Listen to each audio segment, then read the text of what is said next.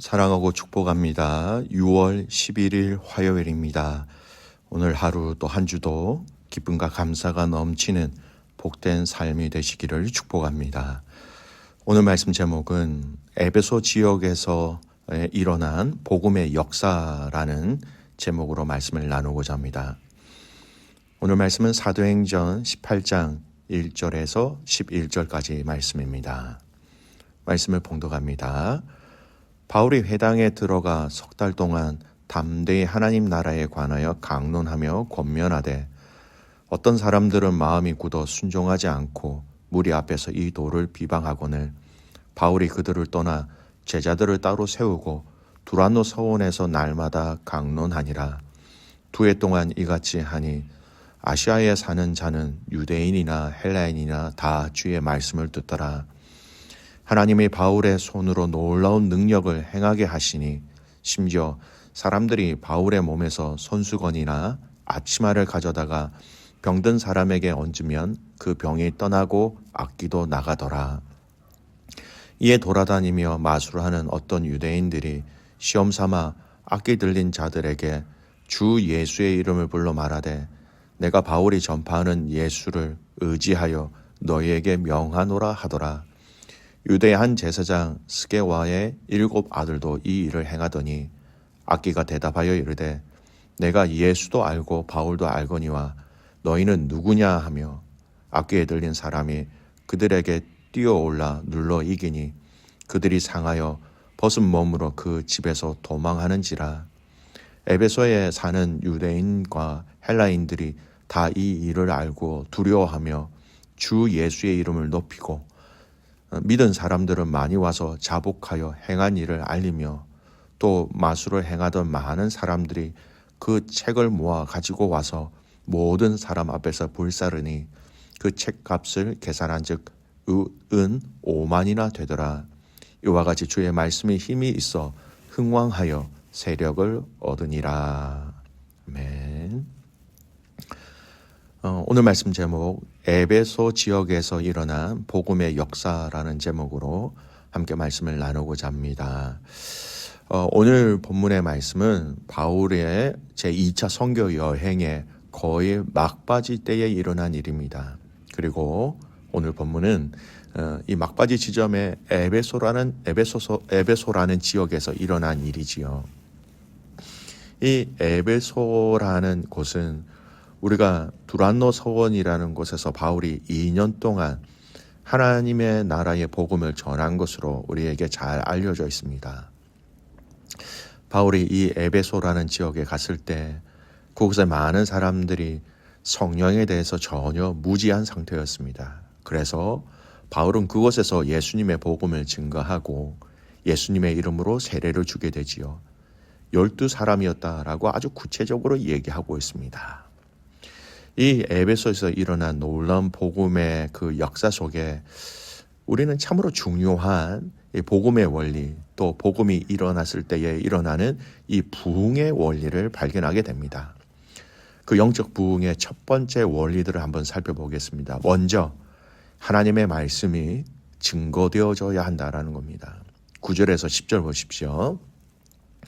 어떤 사람들은 마음이 굳어 순종하지 않고 무리 앞에서 이 도를 비방하거늘 바울이 그들을 떠나 제자들을 따로 세우고 두란노 서원에서 날마다 강론하니라.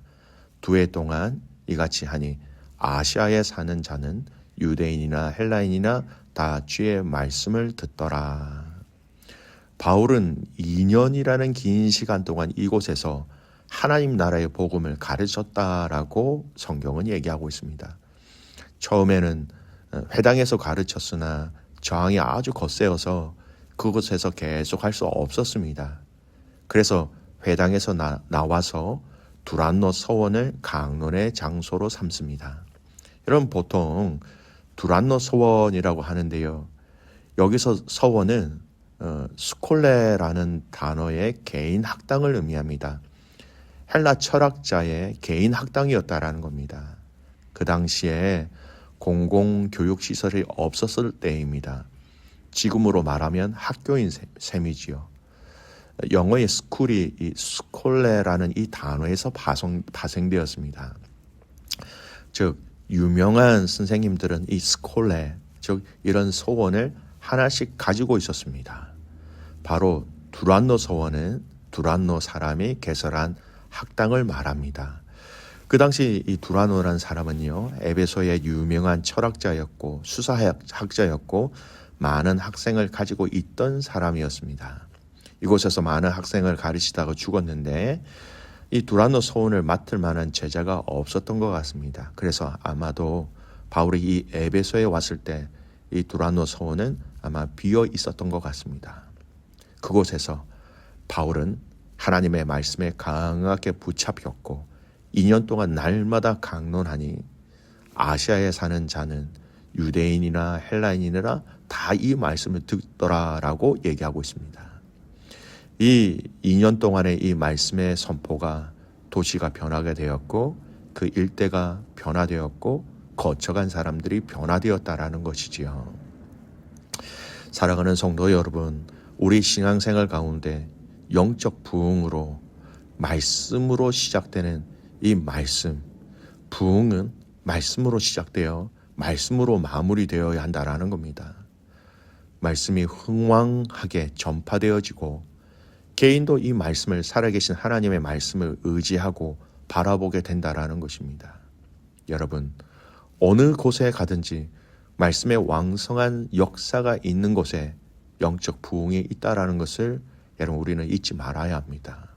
성도 여러분, 여러분이 스스로 나는 영적 부흥을 경험한 적이 있는지 확인하고 싶으시다면 여러분 내가 이 하나님의 말씀에 푹 잠긴 적이 있는지를 확인하면 알 수 있습니다.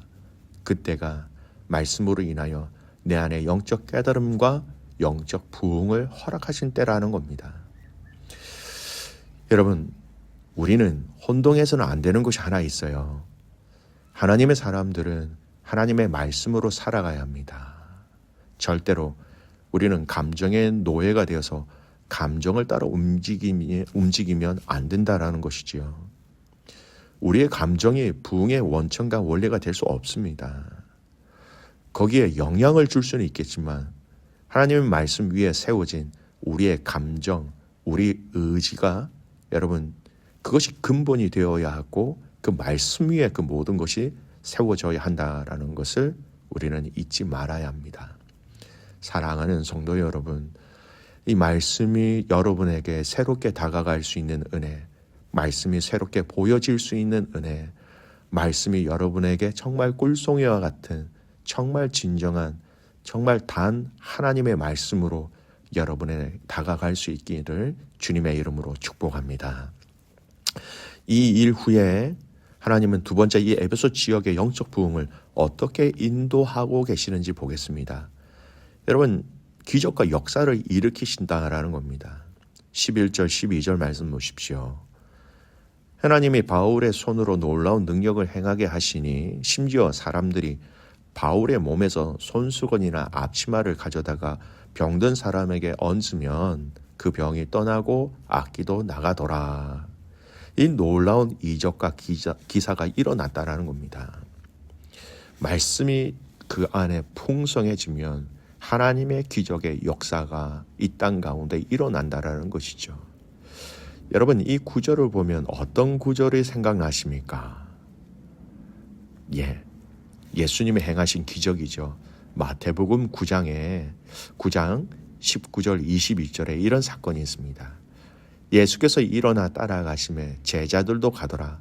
12해 동안이나 혈루증으로 앓는 여자가 예수의 뒤로 와서 그 겉옷가를 만지니 이는 제 마음에 그 겉옷만 만져도 구원을 받겠다 함이라. 예수께서 돌이켜 그를 보시며 이르시되 따라 안심하라. 네 믿음이 너를 구원하였다 하시니 여자가 그 즉시 구원을 받으니라. 예수님이 하신 그 사역, 그 기적을 바울도 그대로 행하고 있다라는 겁니다. 놀라운 부흥의 역사가 일어났습니다. 그 이후에 하나님은 그 말씀 위에 하나님께서 하나님의 사람들을 통하여 직접 기적과 역사를 일으키셨다라는 것이죠. 병든 사람이 병을 낫고 귀신들도 떠나갔다라고 말씀하고 있는 겁니다.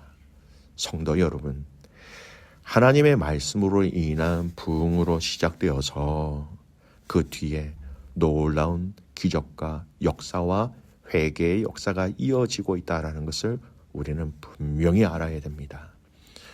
여러분, 말씀이 선포되어지는 과정 속에 우리의 생각과 마음이 변하는 것도 기적입니다. 아픈 것이 낫는 것도 기적입니다. 생각이 달라지는 것도 기적이라는 것이지요. 묶여있는 것에 자유되는 것도 기적이라는 것입니다.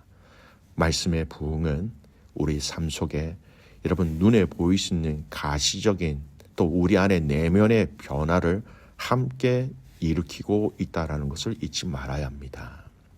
세 번째, 오늘 말씀을 통해서 저희가 좀 봐야 될 것이 있어요. 이런 말씀의 왕성한 부흥, 그로 말미암아 기적과 역사의 체험적 부흥의 주체를 우리는 자세히 살펴보아야 합니다. 11절 말씀 보십시오. 하나님이 바울의 손으로 놀라운 능력을 행하게 하시니. 여러분, 바울이 고친 것처럼 보입니다. 바울이 기적을 행한 것처럼 보입니다. 사람들 눈에는. 근데 성경은 뭐라고 얘기하고 있습니까? 11절 하나님이 바울의 손으로. 결국 바울이 한 것이 아니라는 거예요. 주체는 하나님이라는 것을 오늘 성경은 그대로 정확하게 말씀하고 있습니다. 여러분, 바울이 두란노 서원에서 말씀을 가르쳤지만 그 부흥의 주체는 하나님이 되시는 겁니다. 성령님의 깨닫게 하심이 없으면 우리는 알 수도 느낄 수도 없고 깨달을 수도 없다라는 겁니다. 전달할 수도 없고 들을 수도 없다라는 것을 우리는 알아야 하는 것이죠. 철저하게 하나님의 주권 가운데 이 부흥의 역사가 일어났다라는 것을 우리는 알아야 하는 것입니다. 그 결과 실제의 회개의 역사, 삶을 돌이키는 역사가 일어납니다. 부흥으로 인한 회개와 그리고 그 회개의 열매가 맺히는 모습을 볼 수 있다라는 것이죠. 17절에서 20절까지 말씀, 성경은 이렇게 얘기합니다. 에베소에 사는 유대인과 헬라인들이 다 이 일을 알고 두려워하며 주 예수의 이름을 높이고 믿은 사람들이 많이 와서 자복하여 행한 일을 알리며 또 마술을 행하는 많은 사람들이 그 책을 모아 가지고 와서 모든 사람 앞에서 불사르니 그 책값을 계산한즉 은 5만이나 되더라. 이와 같이 주의 말씀이 힘이 있어 흥왕하여 세력을 얻으니라. 단순한 감정의 변화를 이야기하는 것이 아닙니다.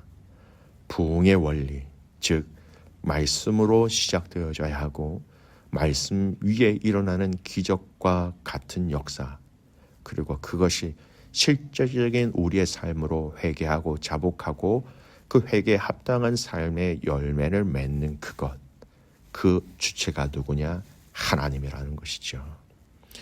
오늘 이 에베소에서 일어난 이 영적 부흥의 역사가 여러분은 개인적으로, 가정적으로, 또 셀 안에서 교회적으로, 또 이 호주 전 지역에 이런 놀라운 은혜가 있기를 간절히 소원합니다. 사랑하는 귀한 믿음의 가족 여러분, 오늘 이 에베소에서 일어난 놀라운 복음의 역사, 놀라운 부흥의 역사의 그 핵심적인 요소들을 기억하십시오. 우리 안에 살아계신 하나님의 말씀이 흥왕하게 일어나야 합니다. 그 말씀에 살아있는 생명이 우리 안에 넘쳐야 합니다. 그럴 때 하나님의 역사와 기적이 우리 삶 가운데 일어나게 되는 것이고, 그것이 우리 삶의 합당한 열매로, 합당한 보여짐으로 드러나게 된다라는 것입니다. 이 부흥의 주인, 이 부흥의 주체이신 그 주님을, 하나님을 신뢰하고 살아가는 오늘 이 하루가 되시기를 주님의 이름으로 축복합니다. 아멘. 기도하겠습니다. 하나님 아버지, 감사합니다. 이 에베소 지역에서 일어난 놀라운 복음의 역사, 부흥의 역사를 보여주셔서 감사합니다. 하나님, 살아계신 이 하나님의 말씀이 우리 안에 가득 채워지기를 소원합니다. 지식적으로 아는 말씀뿐만 아니라 그 말씀의 생명력과 살아있음이 나를 다스리고 내 안에 풍성해지기를 간절히 소원합니다. 그로 말미암아 하나님 말씀으로 인한 기적과 역사를 체험하게 하시고 보게 하시고 응답을 누리게 하시고 이것을 통하여서 각 개인과 가정과 공동체 가운데 그 부흥에 합당한 삶을, 회개에 합당한 삶을 살아내는 저희들 되게 하여 주시옵소서. 오늘 이 하루 한 주가 그리스도의 은혜 가운데 승리하게 하여 주시옵소서. 매주 화요일 선교사님들을 위해서 기도하는 날입니다.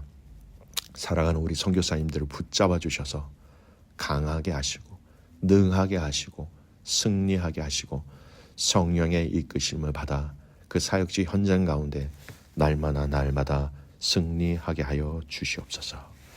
그렇게 하실 주님을 신뢰하며 살아서 역사하시는 예수 그리스도의 이름으로 감사하며 기도드리옵나이다. 아멘.